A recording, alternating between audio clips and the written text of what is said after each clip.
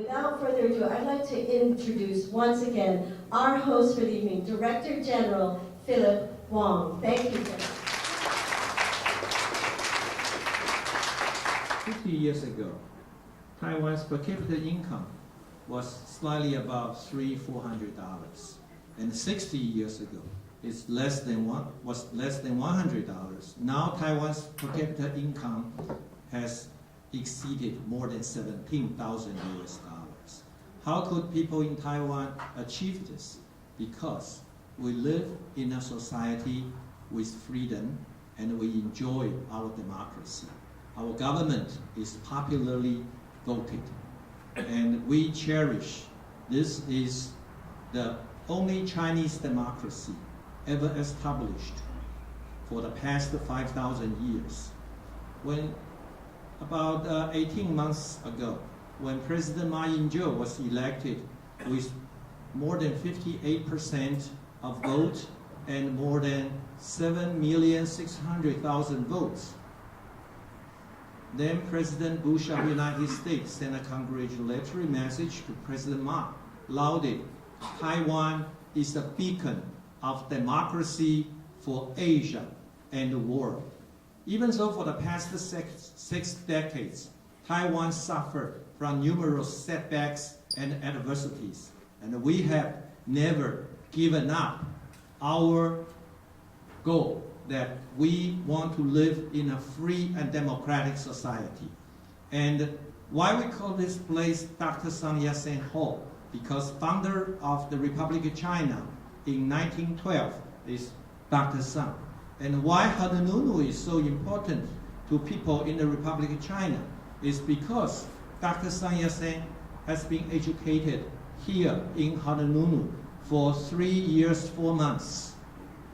And 3 years was in Yunani, 3 months was in then Oahu College, now Punahou. So sometimes you hear Punahou and the Yunani people debate how much they influence Dr. TZANN. And one day I heard a friend from Yunani say, rebutted back to a Punahou alumni, say, yes, that 3 years he studied in our Punahou, laid a solid foundation of his English proficiency. It was that 3 months studying in Punahou, you made him a revolutionary.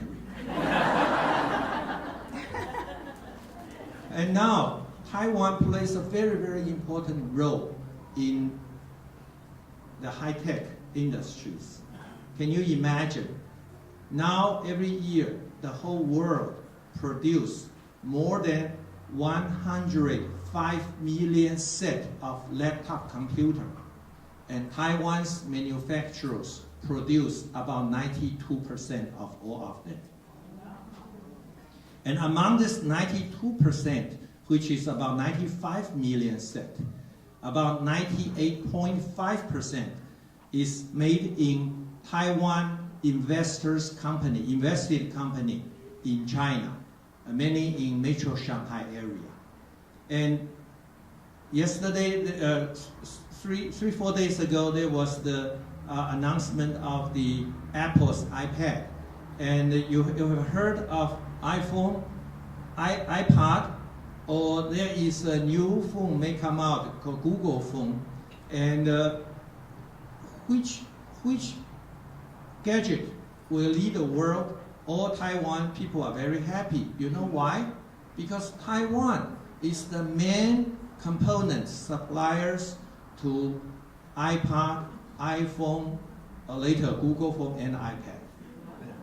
Okay, so about 2 years ago, end of June, when a lot of people waiting in a long queue to purchase iPhone, an article published on New York Times say, on the iPhone, you see it says assembled in China, designed by Apple in California. It says they can also put one line there, made in Taiwan, because Taiwan is the major supplier of its component.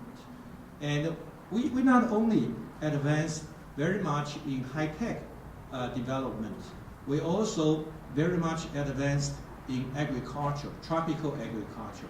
I believe Taiwan's tropical agriculture development is #1 in the world.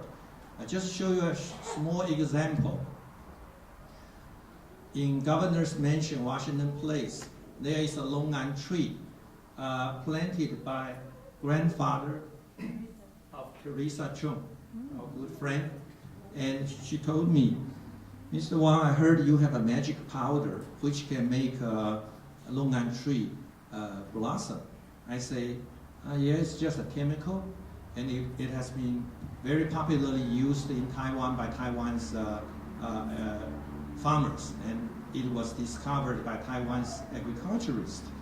And because of her encouragement, I applied that potassium chlorate. The longan tree in Governor's Mansion get about 30 branches of longan fruit last year. This is just a very small part. Even a layman like me, I know that learned from Taiwan's farmer. We are very advanced in that section. But today I know you have another 2 programs to go. I don't want, disturb you too much when you enjoy the humble food we have prepared for you. And if you have any question about my office, you are more than welcome to ask. I'll be very happy to entertain all your questions. But before I do that, let me introduce all my colleagues to you. And we are here ready to serve all of you. 同仁稍微往中间靠一点. Firstly, I'd like to introduce my deputy, Mr. Carl Shen. Carl is a seasoned diplomat. He's stationed in the Philippines and Australia before. And next colleague, Director Jessica Lee. Jessica Lee is responsible for my office, media, think tanks, academic affairs. And whenever I have problems, many ask these 2 colleagues and some other colleagues. Next one, I'd like to introduce Director Oliver Wong. Oliver, he's multilingual. He speaks fluent German, and he's stationed in Austria for 6 years. Prior to his assignment here, he's stationed in Marshall Islands. Next one, I'd like to introduce my overseas Chinese affairs colleague, Su Zhuling. Su Zhu is representative from Taiwan's Overseas Chinese Affairs Commission because we care about all Chinese affairs in overseas. And we are Taiwan, we are very proud of that we are the true preserver of Chinese culture. And around us, you see everything, with Chinese culture, and that is something we are very proud of. The next one, I'd like to introduce Vivian. Vivian is just assigned here. Vivian Chen. She's just assigned here less than a month ago, and she's responsible for our immigration service. And because we have a lot of cooperation with Homeland Security about deterring human smuggling. And she's the police. And don't look at her so skinny compared with me. She is a black belt of judo. Okay. The next one I'd like to introduce,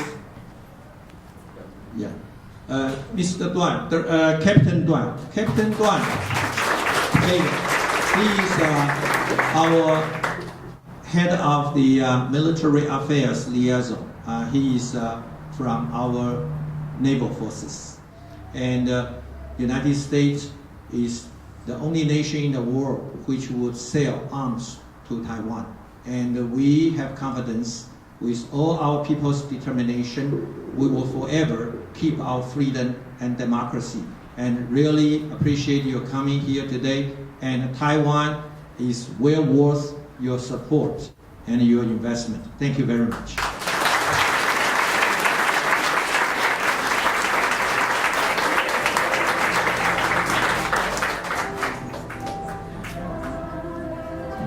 What I must add to that is that Director General Wang and his staff have been so kind over the many years and so warm-hearted. I tell you, what a wonderful reflection on Taiwan and on our district. Can we all give them all a hand, please? Thank you so much.